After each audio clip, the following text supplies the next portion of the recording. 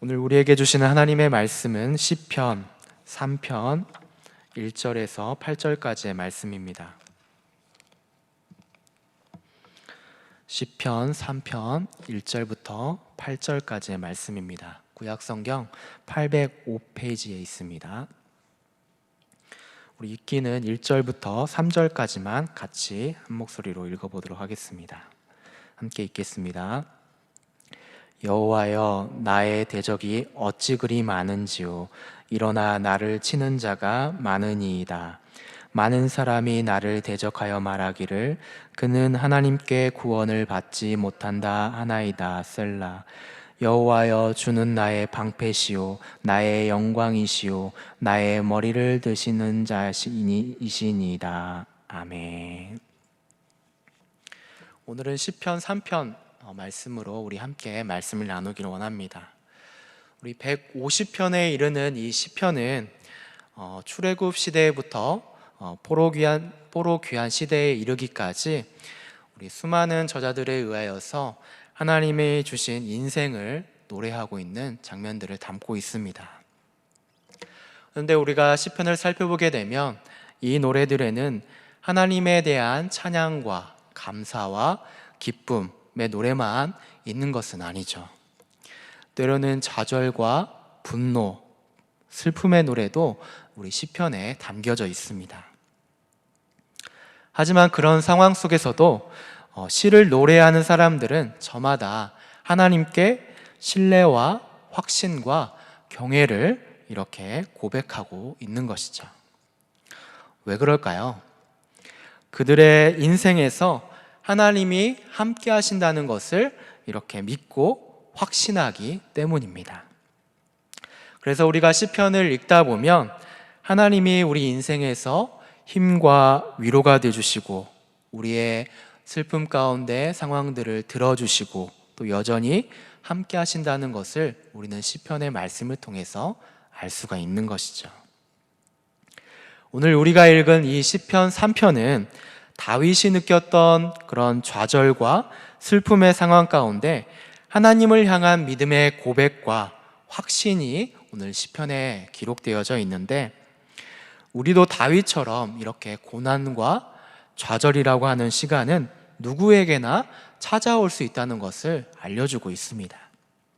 또 고통과 절망은 예기치 못하게 마치 휘몰아치는 광풍처럼 우리에게 예고 없이 찾아오기도 한다는 것이죠. 그런 절망적인 상황, 또 해결할 수 없는 그런 문제들 앞에 우리는 어떻게 해야 될까요? 오늘 말씀을 통해서 함께 깨닫는 시간이 되기를 원합니다. 우리는 오늘 이 시편을 크게 네 부분으로 나눌 수가 있는데, 먼저 1절부터 2절까지의 말씀을 보게 되면 이제 자신을 둘러싸고 있는 수많은 대적들에 대한 탄식에 대해서 다윗이 이렇게 애통하고 있는 장면을 노래하고 있습니다.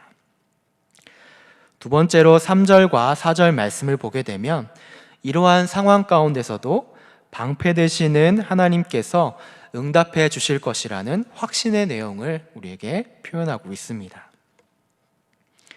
세 번째로 5절에서 6절은 하나님께서 자신을 보호해 주실 거라는 이러한 확신 가운데 천만인이 둘러 진친다 하여도 두려워하지 않고 오히려 단잠을 잔다는 다윗의 표현이 여기에 담겨져 있습니다.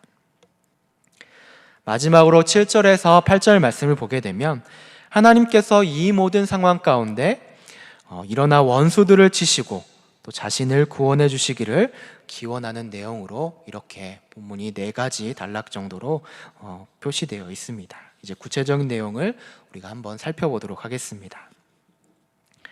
먼저 우리가 3절, 1절 말씀을 들어가기 전에 표제를 보게 되면 이렇게 기록되어져 있죠.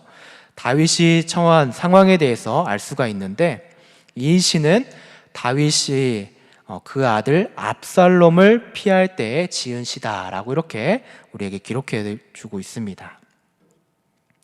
사무엘하 15장에서 19장까지의 말씀을 보게 되면 이 압살롬이라고 하는 아들은 아버지인 다윗에게 이 반란을 일으켜서 군사를 모으고 또 예루살렘을 정복하려고 하는 그러한 모습을, 상황을 지금 보여주고 있는 것이죠. 다윗의 주변에는 그를 대적하는 무리들이 항상 많이 있었지만 지금 이 일을 겪고 있는 다윗의 상황은 어떻습니까? 지금 감당할 수 없는 큰 충격을 다윗이 겪고 있다는 것이죠. 왜 그런가요? 다른 사람도 아닌 바로 자신의 아들 압살롬이 자기를 죽이려고 했기 때문입니다. 또 자신이 믿었던 충신들도 이 다윗을 오늘 반역하고 있다는 것이죠. 그래서 1절 말씀을 보게 되면 이렇게 기록되어져 있죠. 여호와여, 나의 대적이 어찌 그리 많은지요. 일어나 나를 치는 자가 많으니이다 라고 말합니다. 그러니까 한마디로 대다수의 사람들이 이렇게 다윗을 배반했고 2절 말씀을 보게 되면 심지어 이렇게 다윗을 대적하는 사람들이 너는 하나님의 구원을 받지 못할 거야 라고 이렇게 조롱 섞인 말로 다윗에게 정신적인 충격까지 이렇게 가하고 있는 것을 보게 됩니다. 혹시 여러분도 이런 상황들을 겪어본 적이 있으신가요? 가장 가까운 사람을 믿고 보증을 섰다가 힘든 상황을 겪었다든지 아니면 믿었던 사람이 나에 대해서 어느 순간 험담한 사실을 알게 되었다든지 그런 상황들을 마주하게 될 때 어떤가요? 우리 마음이 무너지는 경험들을 할 때가 있습니다. 그리고 쉽게 간단하게 그 상황들을 수습하기가 어렵다는 것을 우리가 알게 되죠. 아마 저라면 이 다윗의 상황처럼 그런 상황들을 겪게 되었을 때 아마도 배신감에 몸서리치고 또 힘든 시간들을 보냈을 것 같습니다. 오늘 다윗은 그런데 이런 상황 가운데 어떤 반응을 보이고 있습니까? 이런 힘든 상황 속에서 먼저 하나님께 자신의 어려움을 토로하는 모습, 탄식하는 모습이 오늘 말씀에 기록되어져 있는 것이죠.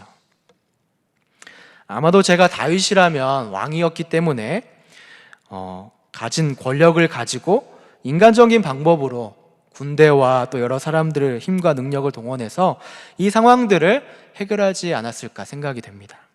그러나 다윗은 오늘 말씀을 보게 되면 먼저 하나님의 개입을 요청하고 있는 것이죠. 3절 말씀을 보게 되면 다윗은 그러한 애통, 거친 탄식에만 머무르지 않고 더 나아가서 하나님께 신뢰를 고백하는 노래를 우리에게 보여주고 있습니다. 영어 성경에서는 분위기가 마치 반전되듯이 3절의 시작을 이렇게 시작하고 있는데 But you are 라고 이렇게 기록되어져 있습니다. 그러니까 이제는 애통에서 확신에 찬 그런 마음으로 전환을 하고 있다는 것이죠. 그래서 말을 우리가 읽어보면 그러나 여호와여 당신은 나를 둘러싼 방패이십니다. 나의 영광이시고 내 머리를 들어 올리시는 분입니다 라고 이렇게 앞에 그러나 라고 하는 것을 붙이고 있는 것이죠. 하나님이 결코 돕지 않을 것이라고 하는 이 대적들의 위협과 조롱과 온갖 수모를 이렇게 다윗에게 주고 있지만 믿음으로 하나님께 고백하면서 이 어려운 상황들을 다윗은 꿋꿋하게 이겨내고 있는 것이죠. 우리도 살아가는 삶 속에서 우리를 대적하고 또 조롱하면서 우리 믿음을 방해하는 상황들이 얼마나 우리 주변 가운데 많이 있습니까? 그런 조롱 속에서 우리는 오늘 말씀 가운데 어떻게 해야 되는 거예요? 그저 낭망하고 슬퍼할 것이 아니라 오늘 다윗의 고백처럼 우리의 방패가 되시고 또 영광이 되시고 우리의 머리를 들어서 회복해 하시는 하나님을 믿고 이겨내야 된다는 것을 말씀을 통해서 깨닫게 하고 있습니다. 다윗의 이러한 확신은 5절과 6절의 말씀을 보게 되면 이렇게 고백하고 있죠. 천만인이 둘러 진친다 하여도 두려워하지 않고 잠을 잘 잘 정도로 평안합니다 라고 이렇게 고백합니다. 우리는 조그만한 걱정이나 또 여러 가지 고민들이 있으면 밥도 잘 먹지 않고 또 불면증에 휩싸이기 마련입니다. 그런데 오늘 다윗의 고백을 보면 평안하게 잠을 잔다고 이야기하고 있죠. 왜냐하면 이 엄청난 고통과 위협의 이런 순간 가운데서도 그가 하나님께 모든 것을 맡기기 때문인 것이죠. 자신의 힘으로만 버텨야 했다면 아마도 다윗은 우리처럼 불면의 밤들을 계속해서 보내고 여전히 고통스러운 상황에 동요했을지도 모르겠습니다. 하지만 많은 위험과 또 이러한 고난 가운데 하나님이 방패가 되주셔서 지켜주실 거라는 그러한 확신에 그는 안심했고 또 안전했고 참 평안을 누리면서 이렇게 평안하게 잠을 잘 수 있었다는 것이죠.